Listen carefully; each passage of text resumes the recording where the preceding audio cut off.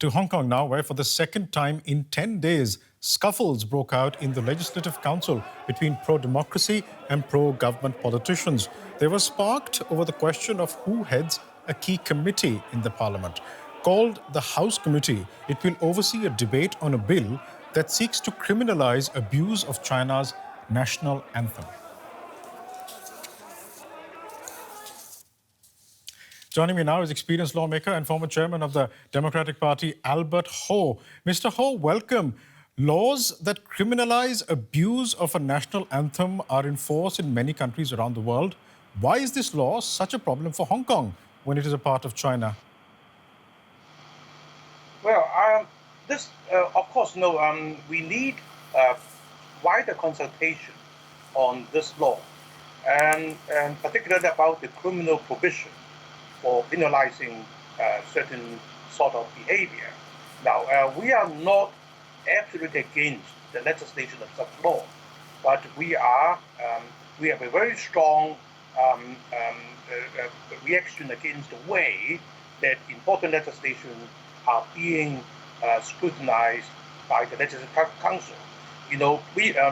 Last year the government sought to rush through this anti-extradition bill, leading to widespread protests in Hong Kong and a lot of confrontation, which is still lasting, there's lasting effect in Hong Kong.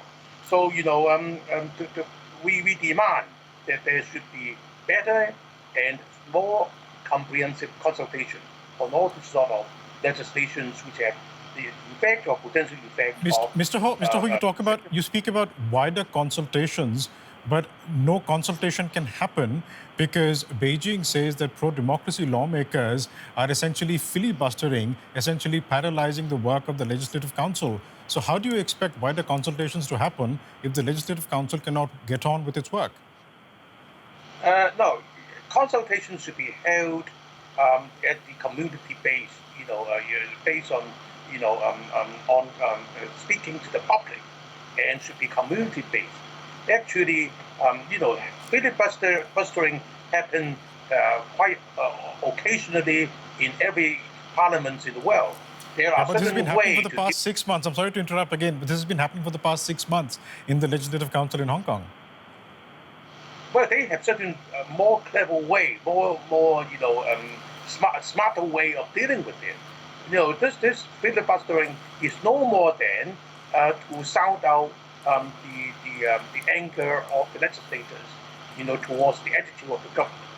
Not only about this legislation on national anthem, but also on the way in facing a lot of criticism and protests against police brutality. So we have to look at it at the broader view. With a broader view, it's not only about the national anthem. A lot of other things. Mr. Ho, you talk about anger of the legislators, and that is being visible in the Legislative Council. Do pro-democracy legislators in Hong Kong believe there is a democratic process that can happen in Hong Kong? Yes, we have a limited degree of democracy in Hong Kong, and in the past, although structurally, the democratically elected elements are only confined to a portion of the legislation, namely 50%. But still, the people, the legislators can use the platform to voice out opposition. There are still, a lot of dialogue between the pro-establishment legislators and the opposition legislators.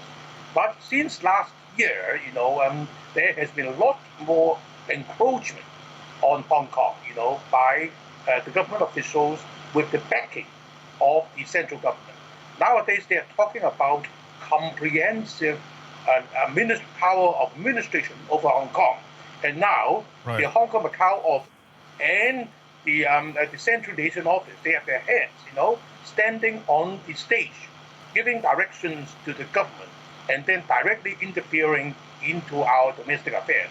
That is a blatant violation of the Joint Declaration and the Basic Law of Hong Kong. So that's why, this has sparked out a lot of anger and protest, both within and outside. You keep referring to the anger and the protests, particularly from last year, which were sparked by the extradition bill that was eventually scrapped in the Legislative Council. Do you foresee that in the coming months there'll be further street protests as a result of this national anthem bill? Not only about this national anthem, but about police brutality. Okay, there has been almost, a unanimous view within the community, including, quite a lot of support from the pro-establishment side, that there should be an independent and comprehensive inquiry on the complaint against police brutality, and then that has been denied. Okay, and so even though in the last 3 months, the society has become calmed down apparently because of the epidemic of the COVID-19 pandemic, but recently, with the improvement of the situation, the people will be coming out to sound out and continue to sound out their protest. So I believe that the society will not be calmed down. Even though recently, today, I have been in court to answer charges. I've been facing 8 charges for organizing peaceful assembly last year. So it will spark out more anger and protest in the times to come. Right. We'll leave it there for the time being. Albert Ho, former chairman of the Democratic Party, thank you very much for speaking to us.